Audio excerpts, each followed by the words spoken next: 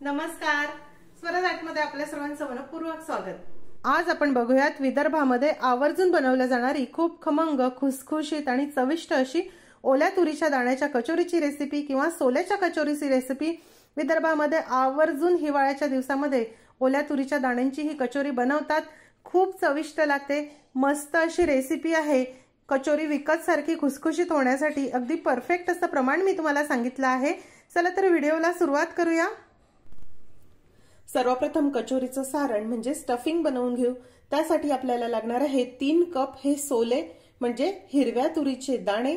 शेंगा आणून त्या सोलून त्याचे अगदी ताजे असे हे दाणे काढून घेतले आहे। सर्वप्रथम मिक्सरच्या भांड्यामध्ये आपण हे सोले घालूया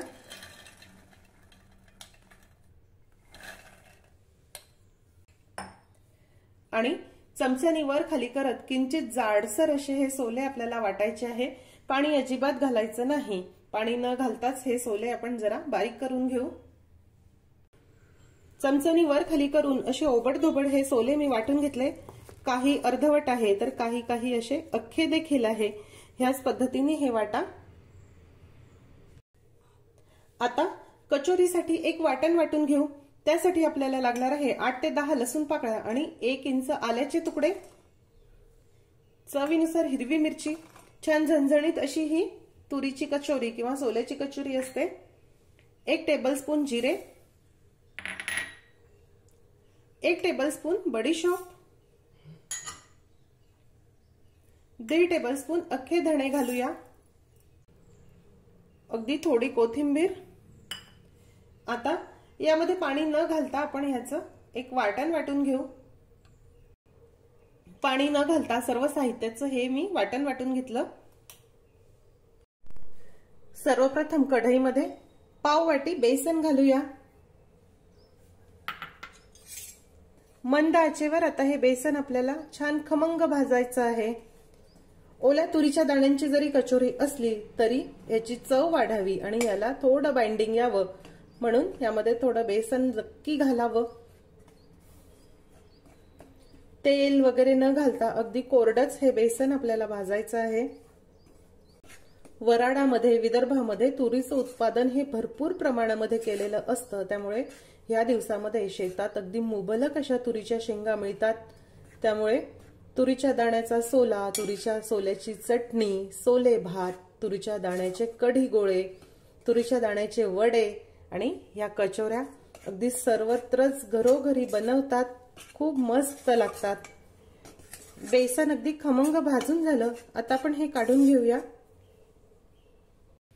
इथे कढईमध्ये साधारण 3 ते 4 टेबलस्पून तेल मी गरम करायला ठेवलं। यामध्ये हे वाटण घालूया।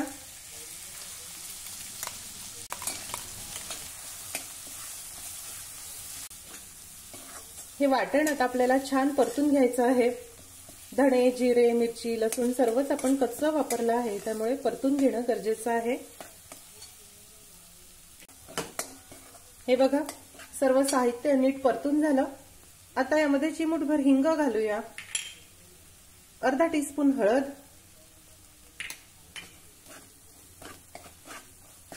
एक वेळा थोडं परतून घेऊ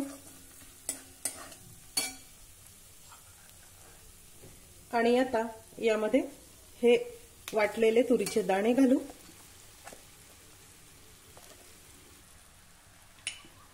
चवीनुसार मीठ घालूया।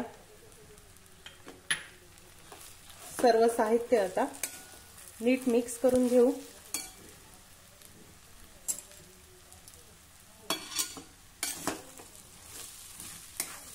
आता मध्यम आचेवर आपल्याला हे असं सतत परतत राहायचं आहे। तुरीचे दाणे देखील आपण कच्चेच घेतले आहे। त्यामुळे नीट परतून घेणं गरजेचं आहे। सध्या हे मिश्रण ओलसर देखील आहे। त्यामुळे जरा कोरडं होईपर्यंत हे परतून घेऊ। हे जरा परतून झालं। आता यावर झाकण ठेवू आणि मंद आचेवर 5 ते 6 मिनिट याला एक वाफ काढून घेऊ।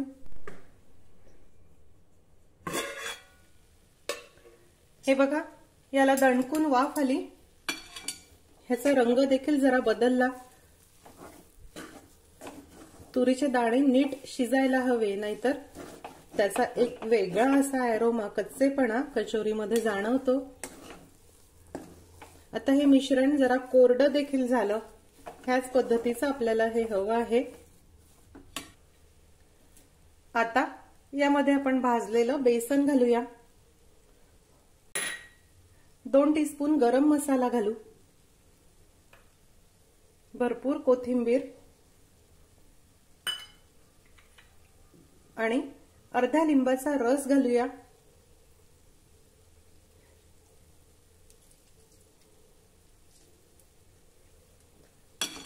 सर्व साहित्य नीट मिक्स करून घेऊ। बेसन घातल्यामुळे ह्या कचोरीला बाइंडिंग खूप मस्त येतं आणि ह्याची चव देखील द्विगुणित होते, त्यामुळे थोडं बेसन आवर्जून घाला, हे छान मिळून येतं।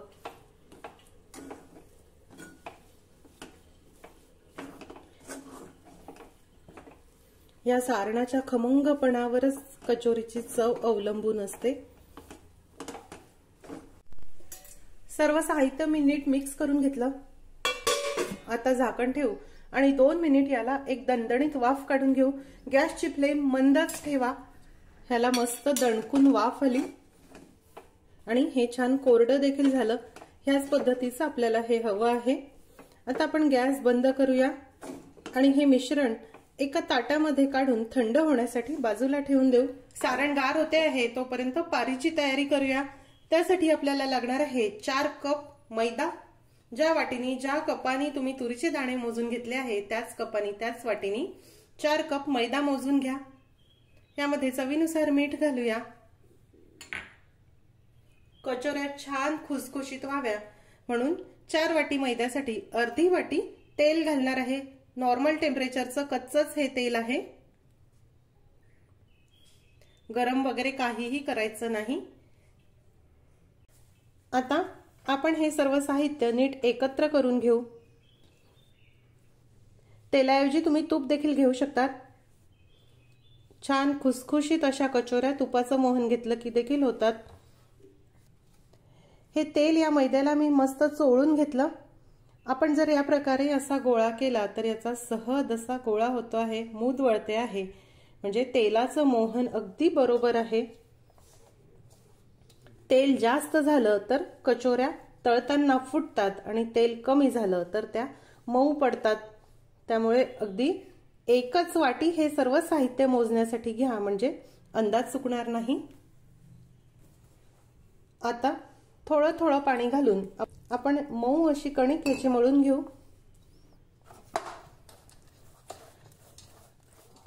पीठ अगदी छान मळून झालं आहे। आता यावर सुती कापड घालून हे नीट झाकून ठेवूया। साधारण 10 मिनिटांसाठी हा मैदा आपल्याला मुरण्यासाठी बाजूला ठेवून द्यायचा आहे। हे सारण देखील आता जरा गार झालं आहे। आपण हे एक वेळा नीट मिक्स करून घेऊ आणि आता या सारणाचे आपल्याला लहान लहान आकाराचे असे गोळे बनवून घ्यायचे आहे, म्हणजे कचोरीमध्ये भरायला आपल्याला अगदी सोयीचं होईल। लिंबापेक्षा लहान आकाराचे गोळे मी याचे बनवले आहे। हे बघा, ह्या पद्धतीने सर्व सारणाचे असे गोळे बनवून घेते। सर्व सारणाचे मी गोळे करून घेतले। दिलेल्या साहित्यामध्ये मध्यम आकाराच्या साधारण 30 ते 32 कचोऱ्या तयार होतात।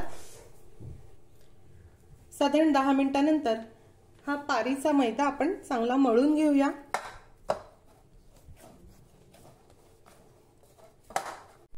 आता आपण कचोऱ्या करून घेऊ। त्यासाठी मैद्याचा गोळा घेऊ। सारणाचा गोळा आहे त्यापेक्षा किंचित मोठा हा मैद्याचा गोळा घ्या। हे बघा, ह्यापेक्षा किंचित मोठा घेतला आहे। हे मैद्याचं आवरण देखील खूप पातळ झालं तर कचोऱ्या मऊ पडतात। किंचित जाडसर हे मैद्याचं आवरण आपल्याला हवं आहे। या प्रकारे आता आपण पारी करून घेऊ आणि त्यामध्ये हे सारणाचा गोळा ठेवू आणि ते बंद करून घेऊया।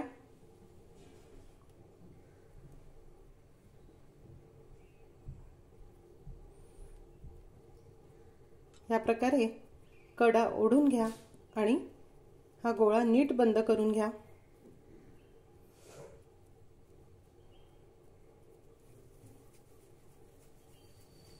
हातावर छान घोळवून घेऊ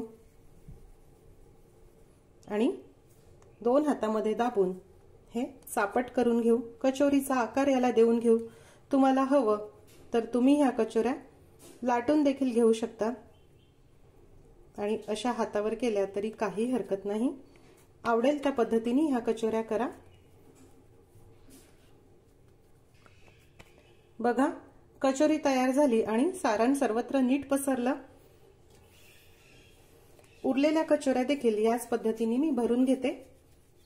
एका वेळी 4-4, 5-5 कचोरी आपण तयार करून घेऊ आणि तेलात तळल्या जात आहे तोपर्यंत दुसरी बॅच भरून तयार ठेवूया।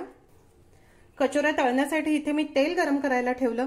तेल मध्यम गरम झालं की यामध्ये तयार कचोऱ्या घालूया। कचोऱ्या आपल्याला अगदी मध्यम आचेवर आणि मध्यम गरम तेलामध्येच तळायच्या आहे। आणि दुसरी महत्त्वाची गोष्ट म्हणजे कचोऱ्या तळताना त्या घातल्या याला ढवळायला जाऊ नका। त्या जसजशा तळल्या जातात तसतशा तेलाच्या वर यायला सुरुवात होते। तुम्ही जर मोठ्या आचेवर भरभर कचोऱ्या तळल्या तर त्या करपतात आणि आतमध्ये कच्च्या राहतात। त्यामुळे घाई करू नका।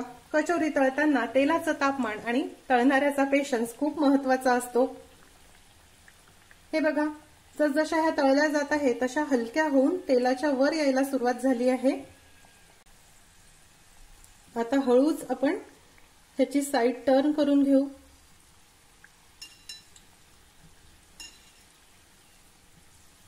म्हणजे दोन्ही बाजूनी कचोऱ्या छान तळल्या जातील।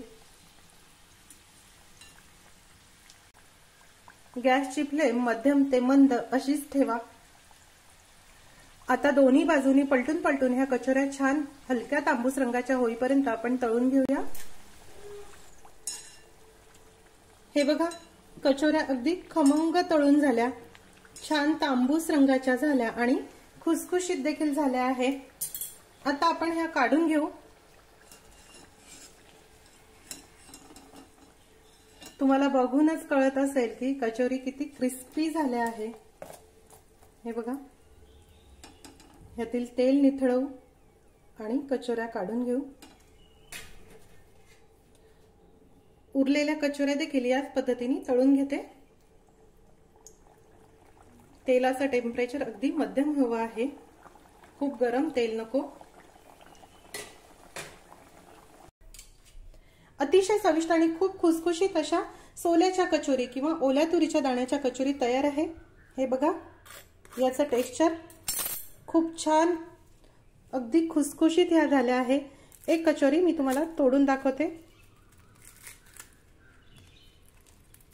आतमध्ये देखील बघा, भरपूर सारण असलेली ही कचोरी तयार आहे। खूप खमंग खुसखुशीत ही झाली आहे आणि अजिबात तेलकट देखील नाही। सोल्याची ही कचोरी तळलेल्या हिरव्या मिरची बरोबर, गोड चटणी बरोबर किंवा या प्रकारे हिरव्या चटणी बरोबर खाऊन बघा, मस्त लागतात। नक्की करून बघा।